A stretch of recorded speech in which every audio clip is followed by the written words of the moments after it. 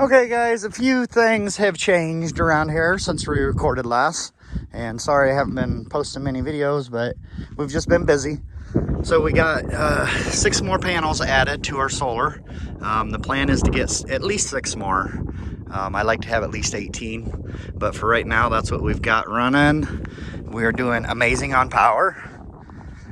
We've also added some more batteries to the bank.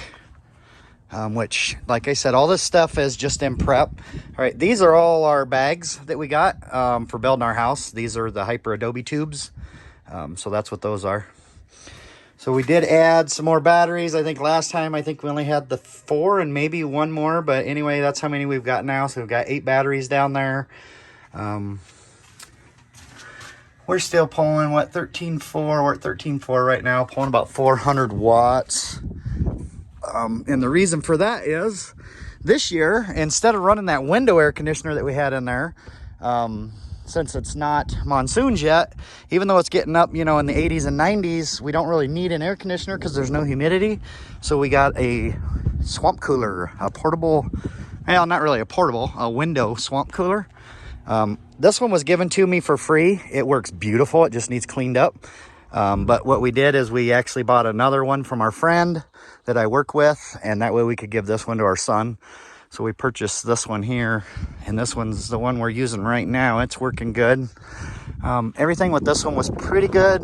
The float inside there was messed up, so I bought a new float, and I also bought a new drain, which is under here.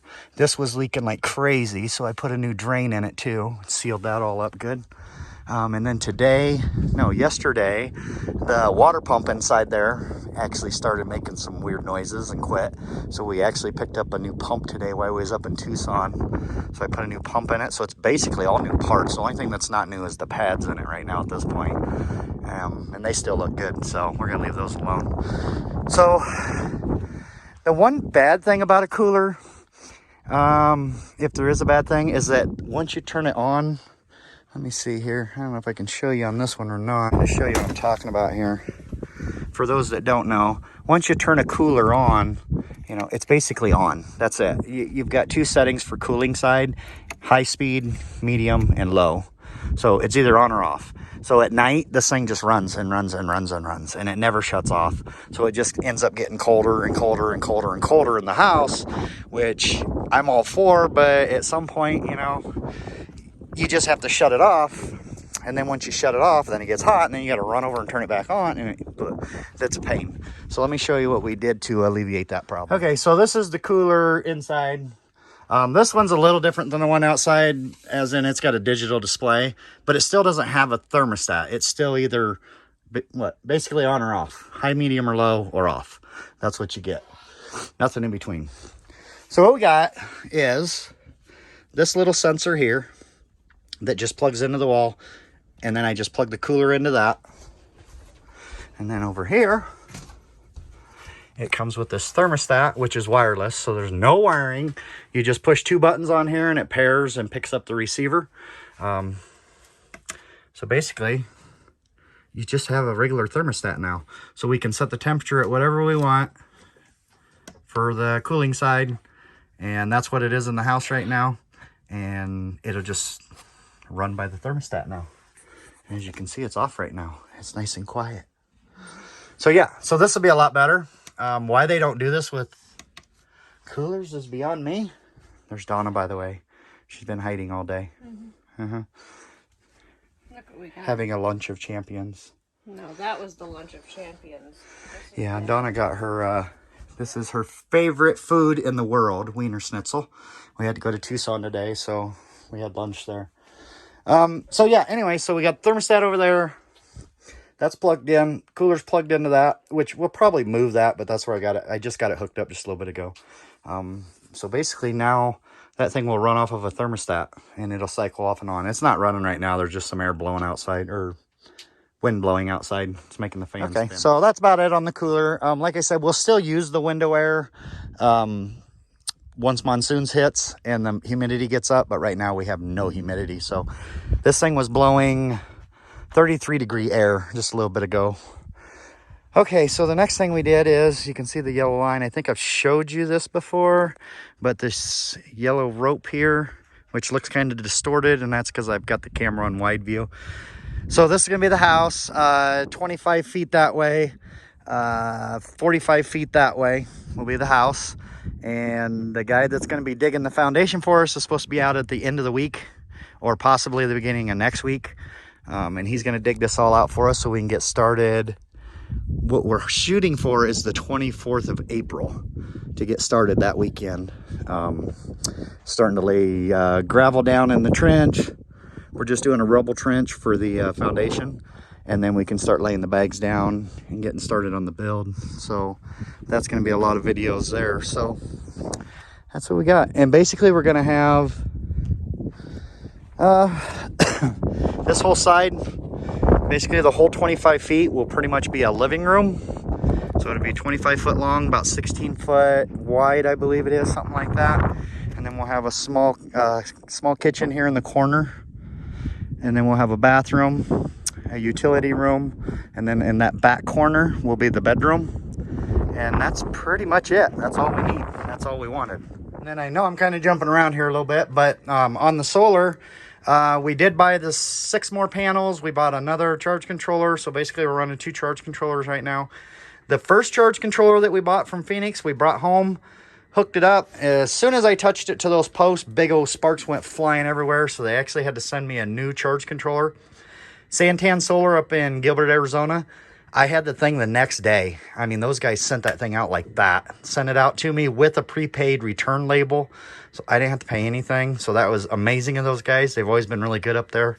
And they kind of proved it with that. So now we've got 2 charge controllers pulling the power in. We're going to be adding probably 8 more batteries over the time between now and the time we get the house built. I do want to end up with 16 all total. And then once we do that, I guess the next thing to go will be that inverter, because that's just a 12-volt inverter. And I do want to hook these batteries together and either make a 24-volt or a 48-volt battery bank.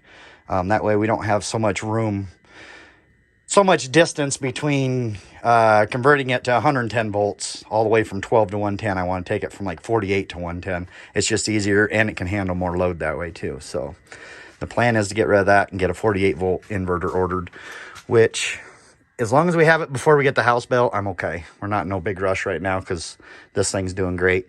Why did we add 6 more panels? We didn't add 6 more panels because we were having issues. The 6 that we had were doing just fine.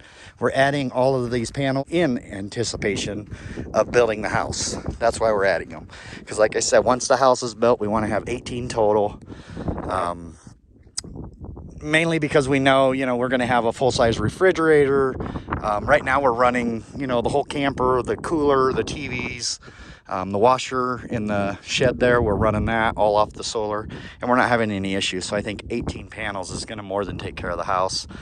Most of the lighting in the house, I know it seems kind of odd, but I'm going to wire most of the lighting will be 12-volt inside the house even. So the only 110-volt stuff we'll really be having is mainly the refrigerator. That's going to be the big draw, and an air conditioner eventually. But other than that, that'll be it. Okay, so that's kind of an update on what's going on out here. We are getting things done, just slowly. Having to, with us working and trying to do this, it makes it a little more difficult. So we got to do what we can when we got time. I think I've updated you guys on the chickens already. I'm not sure, but here's the chickens. They're waiting for their snack. We usually bring them out some celery or lettuce or something about this time of night. So they're all standing here waiting for their snacks. Okay, so this fencing, I think I might have showed this, but I don't remember, so I'll go over it real quick. We put in this 1/2-inch deer fence all the way around to keep the coyotes or anything else out, the hawks. And then we also put it on the inside up on the roof. Let me show you here. If we can keep the chickens from coming out. Stay in there, girls. So we did also put it on the inside here, as you can see. And this is to keep the, obviously keep the hawks and everything else out from swooping down and getting our chickens. A couple days ago, we put up a tarp over here just to give them a shady area because it was getting pretty hot in here. So we gave them a little bit of shade. And this will eventually come off and we'll probably put some metal roof because I've still got plenty of this metal roofing here. I've got plenty of that left. So we'll probably end up taking the tarp off eventually and just putting metal across here for them. That way they have a good solid roof. Chicken coop, still holding up beautifully. No problems with that. We have lost, you know, a couple of these little rubber straps, but that's no big deal. I can redo those. Inside here, staying nice and clean, keeping it cleaned out for them. So yeah, everything's going good. Here's the nosy girls here. Yeah, and there's Larry, the rooster, and then the other two girls. And they are nosy as they come. Nosy as they come. So one other thing we did do, I think that we haven't showed you guys, is we did finally get this steel mesh around the bottom. That's down, probably 10, 12 inches down in the ground. And that's just basically to keep the rattlesnakes out. We don't want snakes getting in there. Any gaps that we had, kind of looks like crap, but we sprayed them with spray foam just to keep snakes from climbing and getting into there because they can't actually go up things. So we got this stuff all the way around. All these holes in the end of the corrugations here, we went and sprayed with spray foam to keep snakes from going in through there. This metal goes down in the foot goes down in the ground 1 foot and then comes out about another foot to 18 inches. And that keeps coyotes from digging up and under, so they can't get in that way. And I think that's about it. That's about all we've done with it. Pretty much snake proofed it and coyote proofed it the best we can. At this point, it's like I told Donna, it's kind of in God's hands. If something gets in there, we've done everything we can to keep them out. So we'll see how that goes. So okay, so that's about it. That's about it from out here. We'll keep you guys updated on the house when we're going to get the house done, which, like I said, we're hoping here in the next 2 or 3 weeks. And other than that, I can't think of anything else to show you. So that'll be it for now.